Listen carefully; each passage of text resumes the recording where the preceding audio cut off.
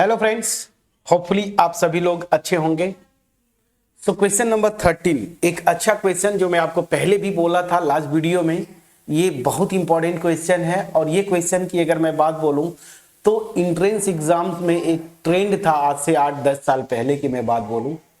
This question has been asked so many times in different entrance exams, whether it be engineering entrance exams or bachelor degree, that means BSc। तो ये question बहुत बार आ चुका है और ये common, अब तो खैर बहुत कॉमन हो गया। अब तो शायद कम ही पूछते हैं, बट क्वेश्चंस का कोई वो नहीं होता, बनाने वाले की बात है, वो बनाना चाहे तो बना सकता है। So now coming to the point, question क्या बोलता है, find the coordinates of foot of perpendicular from the point this to the line this. ठीक है ना। अब अगर मैं चाहूं, मैं बोलूं तो एक्चुअल लाइन अगर ड्रॉ कर लेंगे बहुत अच्छी बात है। इंटरसेप्ट फॉर्म में बदलिए फटाफट, अब तो आपका प्रैक्टिस हो गया। दिस इक्वल टू 16, मैं डायरेक्ट लिखूंगा x अपॉन 16/3 माइनस मतलब प्लस y अपॉन माइनस 16/4 मतलब 4। प्लीज चेक करिएगा, ये मेरा जो आता है 6×3=18 नहीं 6×5 पॉइंट समथिंग आएगा, 5.3 समथिंग। तो चलिए एक रफ स्केच देखिए। मैंने आपको बोला ना कि जब कोऑर्डिनेट एक्सिस पे आप ड्रॉ करते हैं चीजों को प्रॉपरली तो थोड़ा सा कॉन्सेप्ट आपका प्रॉपर बनता है और यही आपका अप्रोच भी होना चाहिए। ये जो लाइन है ना, ये लाइन एक्स एक्सिस पे देखिए 5.3, तो मान लीजिए ऐसे 1 2 3 4 5 और यहाँ पे कहीं 6 है तो बीच में 5.3 होगा, ये पॉइंट होगा। मैंने इस पॉइंट को ड्रॉ किया, प्लीज चेक करिएगा। उसी तरीके से ये -4 वाई एक्सिस में -4 है, ध्यान दीजिए। तो 1 2 3 4 एंड अच्छा 4 ही है ना, 1 2 3 4, ये हो गया मेरा -4 वाई एक्सिस पे। तो अब ये सी बात है, जो लाइन है, ये जो लाइन होगी देखिए ऐसी इसका ग्राफ होगा। तो ग्राफ खींचने की आदत डाल लीजिए। अब मैं इसको मिला दूंगा तो ये मेरी लाइन है जो गिवन लाइन है, ठीक है ना। ये मेरी लाइन हो गई, क्वेश्चन में जो दिया हुआ है 3x - 4y - 16 this is equal to 0। ये कैलकुलेशन चेक कर लीजिएगा, मेरे ख्याल से मैं सही किया हूं, बट फिर भी कैलकुलेशन चेक करके, हाँ लाइन का ग्राफ ऐसे ही आएगा, ये तो फिक्स है।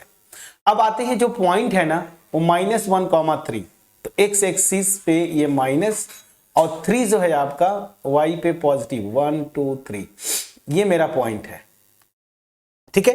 अब क्वेश्चन में क्या पूछ रहा है कि find the coordinates of foot of perpendicular from the point this. तो फुट ऑफ परपेंडिकुलर होता क्या है, अब ये ऐसे यहां पे कोई पॉइंट है, ये पॉइंट प्रॉपरली तो यहां पे आना चाहिए। एनीवेज, अब क्या बोल रहा है ना कि यहां से परपेंडिकुलर ड्रॉप करिए इस लाइन पे।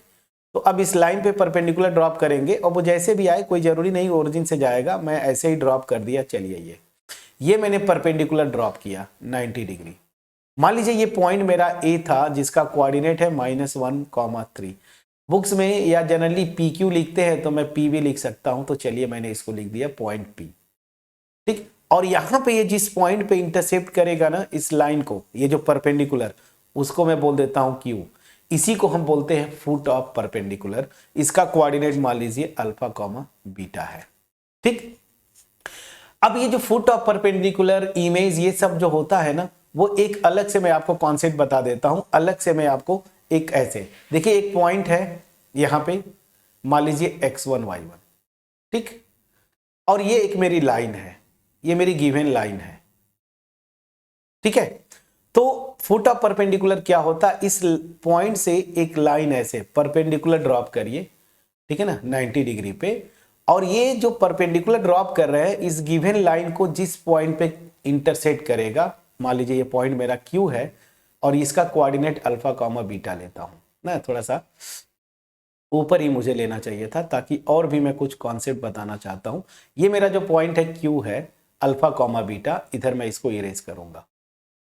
ठीक है, अब ध्यान दीजिएगा, तो इस पॉइंट से जो परपेंडिकुलर ड्रॉप किया, जिस लाइन पे इंटरसेक्ट करता है ना, इसको हम क्या बोलते हैं, फुट ऑफ परपेंडिकुलर। ठीक है ना, फुट ऑफ परपेंडिकुलर, शॉर्ट में लिख दिया फुट ऑफ परपेंडिकुलर। और ध्यान दीजिए, कभी कभी क्या पूछते हैं ना, इमेज। तो इमेज क्या होता है, ये जो लाइन है ना, इसको एज अ मिरर इमेज लेंगे, मतलब sorry as a plane mirror लेंगे, तो इसका इमेज जो है यहां पे कहीं बनेगा। मान लीजिए ये आर है, ये आर है, इसका कोऑर्डिनेट मान लीजिए फॉर एग्जांपल x2, y2। ये जो पॉइंट आर है, अगर इस लाइन को प्लेन मिरर की तरह इमेजिन करेंगे तो याद करिए, आपने फिजिक्स पढ़ा हुआ है, प्लेन मिरर में जितने डिस्टेंस पे मिरर से ऑब्जेक्ट होता है उतने डिस्टेंस पे उसका इमेज बनता है। इसको हम क्या बोलते हैं? इमेज ना, image of point, of point P जो मेरा पॉइंट है ना, वो मेरा क्या है? इसका इमेज है। P पॉइंट का ये इमेज है R। तो लॉजिक क्या होता है, अगर ये इमेज है तो ये मेरा पॉइंट Q जो है ना, वो क्या करेगा? इसको 1:1 के रेशियो में डिवाइड करेगा। मतलब ये डिस्टेंस मेरा 1 होगा और इधर से ये डिस्टेंस भी क्या होगा? 1 होगा। मतलब मैं ये बोलना चाहता हूं कि PQ is to QR, this is 1:1। तो दैट मीन्स मैं बोलना क्या चाहता हूं कि ये जो Q होगा ना, P और R का मिड पॉइंट होगा। तो अल्फा क्या हो जाएगा? x1 प्लस x2/2 और बीटा क्या होगा? y1 plus y2/2। ये कॉन्सेप्ट है फ्रेंड्स, स्ट्रेट लाइंस को जब एज अ प्लेन मिरर आप यूज करते हैं तो ये मेन कॉन्सेप्ट है। इसको आप बुक्स अपने नोट में, मतलब नोटबुक जो भी है, अगर मेरे वीडियोस का नोट्स बना रहे हैं प्लीज इसको अलग से नोट कर लीजिएगा, या आपका जो क्लास वर्क कॉपी होगी जिस भी स्कूल में आप पढ़ रहे हैं वहां पे इसको कोने में नोट कर लीजिएगा।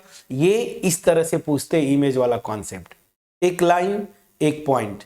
फुट ऑफ परपेंडिकुलर क्या होता है? एक 90 डिग्री पे ऐसे एक लाइन ड्रॉ करिए, जिस पॉइंट पे इंटरसेक्ट करेगा वो लाइन को ना, उसको हम बोलते हैं फुट ऑफ परपेंडिकुलर। और अगर इस लाइन को मिरर मतलब प्लेन मिरर की तरह आप कंसीडर करें तो इस पॉइंट P का इमेज एग्जैक्टली इस मिरर से, मतलब इस लाइन से उतनी ही डिस्टेंस पे बनेगा जितनी डिस्टेंस पे ये पॉइंट है। इसका कोऑर्डिनेट x2 y2 मान लिया। तो ये जो पॉइंट फुट ऑफ परपेंडिकुलर है वो होगा क्या? P और R का मिड पॉइंट होगा।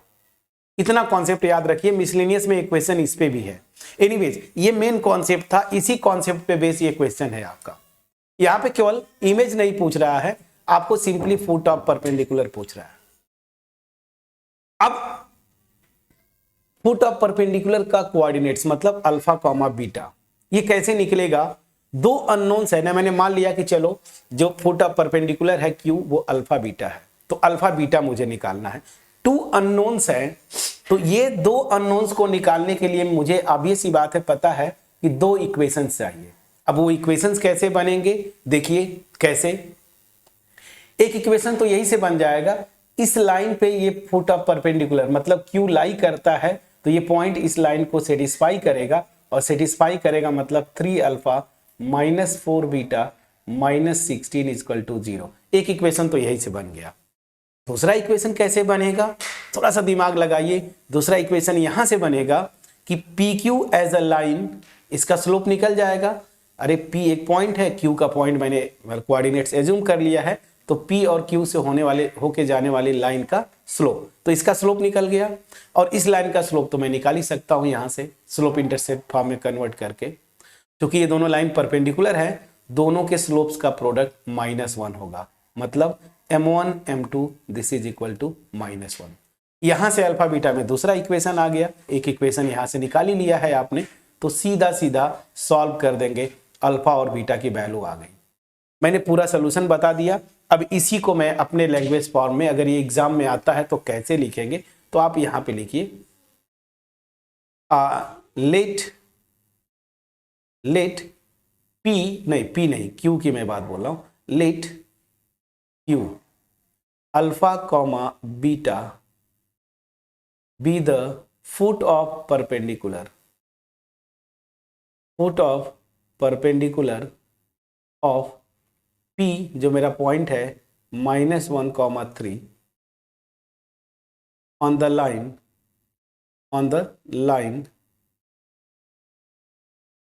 जो लाइन का इक्वेशन है वो भी लिख लीजिए, 3x माइनस 4y और इक्वल टू मैं 16 लिख दिया। चलिए, दिस इज इक्वेशन नंबर 1। इस लाइन के इक्वेशन को ये लिख दिया। 2 इक्वेशन बनेंगे, तो सबसे पहले तो ये पॉइंट लाई करता है उसको लिख लीजिए, एक इक्वेशन बना दीजिए। तो सिंस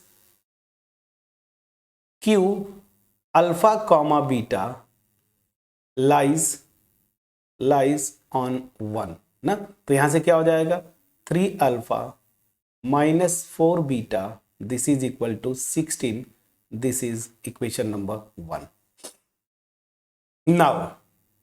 नाउ अब अल्फा बीटा में एक और रिलेशन निकालना है. वो रिलेशन कहां से निकलेगा प्लीज बोलिएगा. तो वो मैंने आपको बता के रखा है, स्लोप की बात करेंगे. तो अब मैं आता हूं यहां से. Slope of line P Q, इसको मैंने मान लिया m1 ना. m1 इक्वल टू, इसको मानिए x1 y1, इसको मानिए x2 y2. तो क्या हो जाएगा, ध्यान दीजिएगा, प्लीज बोलिएगा कैसे आएगा. तो y2 माइनस y1, y2 मेरा बीटा है -3, y1 मेरा 3 है, अपॉन x2 माइनस x1, तो माइनस माइनस प्लस हो जाएगा ना. जैसे अल्फा माइनस ऑफ -1 करेंगे तो अल्फा +1. प्लीज चेक करिएगा. ठीक है, इसको मैंने लिख लिया दिस. अब आता हूं slope of given line. Slope of line 2, second line का, सॉरी लाइन 2 बोल रहा हूं, लाइन 1 ना. लाइन 1 m2 क्या हो जाएगा, y equal to mx plus c form में लिख के देखिए. तो क्या हो जाएगा देखिए, अगर वैसे मैं छोड़ू तो इधर 4y, दिस इज y को इधर लाया, मतलब 3x माइनस 16. तो y equal to 3/4x minus 16 को 4 से डिवाइड करेंगे 4. स्लोप इंटरसेप्ट फॉर्म में ये हो गया. यहां से स्लोप मेरा आ गया 3/4. प्लीज बोलिएगा, ये हो गया. अब चूंकि ये दोनों लाइन जो है परपेंडिकुलर हैं तो m1 m2 equal to -1. So since both lines are perpendicular, this will imply m1 into m2, this is equal to -1. m1 की वैल्यू क्या है वो आपने यहां से कैलकुलेट किया, beta -3 upon alpha +1 multiplied by 3/4 m2 यहां से, and this is equal to -1. अब इसको आपको सिंप्लीफाई करना है. ये तो आप इजीली कर ले जाएंगे. कैसे करेंगे चलिए, अब यहां से मैं आता हूं, जगह कम है तो इसी में हमें करना पड़ेगा. So this will be 3 beta -9 upon 4 alpha +4, this is equal to -1. तो यहां से 3 beta -9, this is equal to -1 से मल्टीप्लाई करेंगे -4 अल्फा -4. प्लीज चेक करिएगा. ठीक है, अब इसको सिंप्लीफाई कर लीजिए. तो यहीं पे मैं लिख देता हूं, चलिए यहीं पे लिख दिया. क्या हो जाएगा, 4 अल्फा इधर आ जाएगा, तो 4 alpha plus 3 beta, this is equal to 9 को इधर ले जाएंगे तो 9 उधर जाके +9 होगा, उसमें से 4 सेपरेट होगा. This will B equation number 2 ना. एक मिनट, इक्वेशन 3 होगा ये ना, एक मिनट रुक जाइए. 1 इसको लिखा था फ्रेंड्स, तो इसको इक्वेशन 2 लिख लीजिए प्लीज. ठीक है ना, ये कैलकुलेशन प्लीज चेक करिएगा. मैं ये हो जाएगा 2 ना, इसको इक्वेशन 2 लिख लीजिए. प्रॉपर मैं कर देता हूं. ठीक है ना, इक्वेशन 2 और 1 मतलब ये देखिए स्लोप ऑफ लाइन 1, इस लाइन की बात कर रहा हूं. तो ये अब ठीक है, इक्वेशन नंबर 3. अब मैं क्या करूंगा, अल्फा और बीटा को की वैल्यू निकालनी है तो इन दोनों इक्वेशन से सॉल्व करेंगे. तो यहां पे सिंप्लीफाई करना है अगर आपको, तो कैसे निकालेंगे देखिए. सिंप्लीफाई मतलब 2 और 3 से निकालना है. तो अगर मैं बीटा की अल्फा की वैल्यू पहले निकालूंगा, मैं ये करूंगा देखिए, 3 multiplied by equation 2 plus 4 multiplied by equation 3. ठीक है, क्या होगा देखिए, इसको आप 3 से मल्टीप्लाई करेंगे. प्लीज चेक करिएगा, ऐड कर रहे हैं आप ना. तो चलिए 9 alpha minus 12 beta, this is equal to 16 3 जा 48. प्लीज चेक करिएगा. और इसमें 4 से मल्टीप्लाई करें, 16 alpha plus 12 beta, this is equal to 5 4 जा 20. ऐड कर दीजिए, ये कैंसिल आउट हुआ तो यहां से क्या आ जाएगा, सिंपली मैं, चलिए मैं यहीं पे इतने में करना है हमें. तो यहां से 25 alpha, this is equal to, ये ऐड करेंगे 68. तो अल्फा की वैल्यू मेरी आ गई 68/25. ठीक है, अब बीटा की वैल्यू निकालनी है तो किसी एक इक्वेशन में रख देंगे, किसी एक इक्वेशन में रख देंगे। तो बीटा की वैल्यू कहां से मैं निकाल लूं? किसी एक से मैं निकाल सकता हूं, ठीक है, किसी एक से निकाल सकते हैं। तो बीटा की वैल्यू मैंने यहाँ पे कहाँ गया, दो इक्वेशन है ना, मैं इक्वेशन 2 से निकाल लेता हूँ। सो 2 से क्या हो जाएगा, ध्यान दीजिएगा, अल्फा की वैल्यू 68/25 यहाँ पे रखेंगे, ठीक है ना। तो या तो फिर इसमें रख दीजिए ना, ये थोड़ा आसान होगा, ये थोड़ा कम कैलकुलेशन होगा, 3 से मैं कर लेता, आप 2 से भी कर सकते थे यहाँ पे। चलिए फ्रेंड्स, तो 3 से क्या आ जाएगा, यही से देखिए, 3 beta this is equal to 5 minus 4 alpha, ये होगा ना 4 alpha, that means 5 minus 4 alpha. 4 alpha मतलब 4 से यहां पे मल्टीप्लाई करेंगे तो 8 4 जा 32 ना, और 6 4 जा 24, 3 225 आएगा क्या, एक मिनट फिर से, 6 4 जा 24 और 3 27, प्लीज चेक करिएगा, अपॉन 25 ना, अपॉन 25, एक मिनट, ठीक है, अपॉन 25 यहाँ पे रहेगा, क्योंकि 5 तो अलग था ना, 25, प्लीज चेक करिएगा। चलिए ये आ गया। अब एलसीएम ले लेंगे तो यहां से ध्यान दीजिए, 225 को 5 से मल्टीप्लाई करेंगे, 125 माइनस 272, प्लीज चेक करिएगा, माइनस 272। तो यहां से ध्यान दीजिएगा,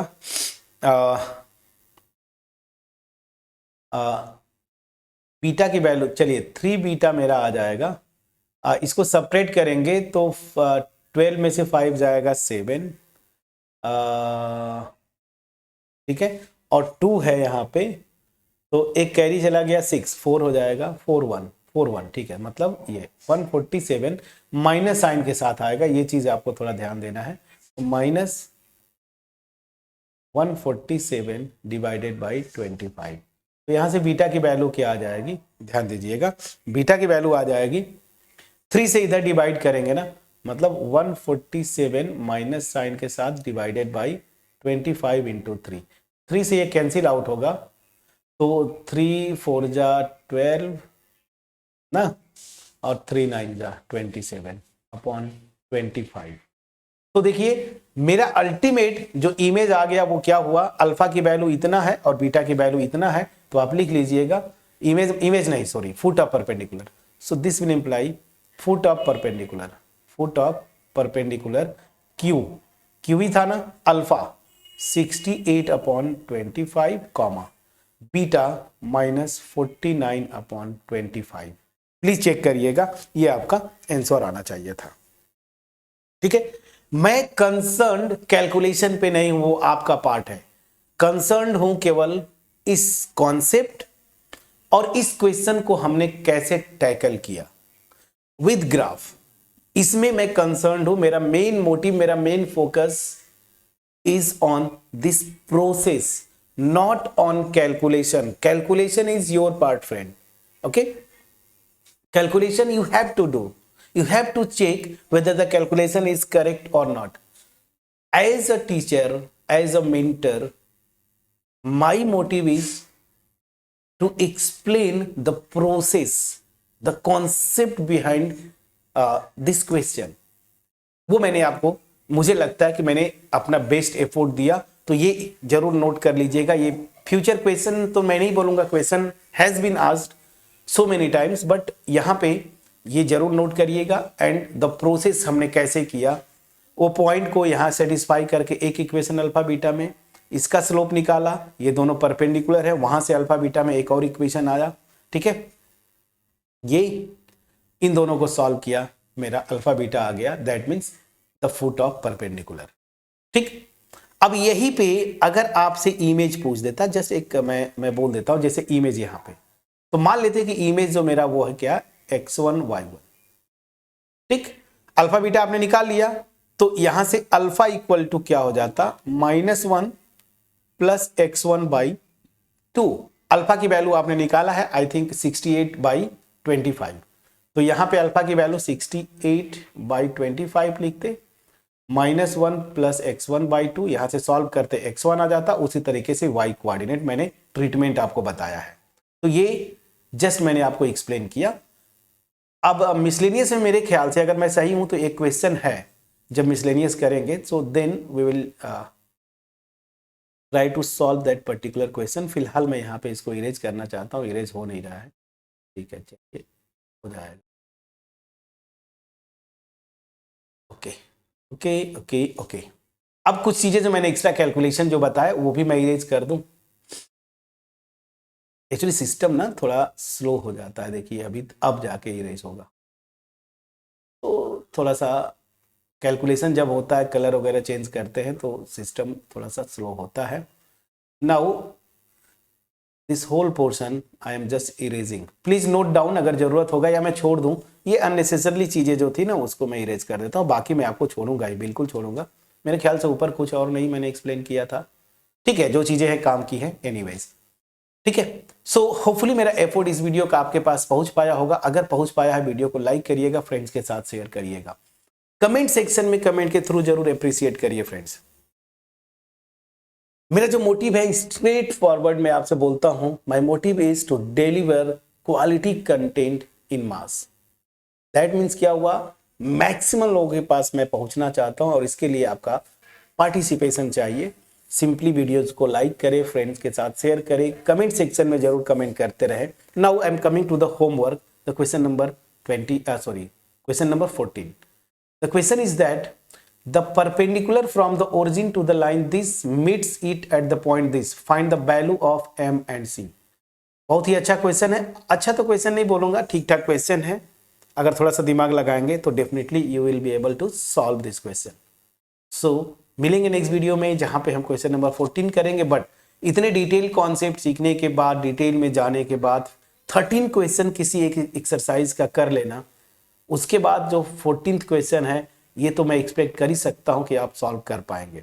सॉल्व करिएगा, हो जाएगा, कमेंट सेक्शन में जरूर कमेंट के थ्रू मुझे बताइएगा। नाउ इस क्वेश्चन जो 13 मैंने सॉल्व किया, अगर इसमें भी फिर भी कोई डाउट है please just drop a comment so that let me know still where is the problem.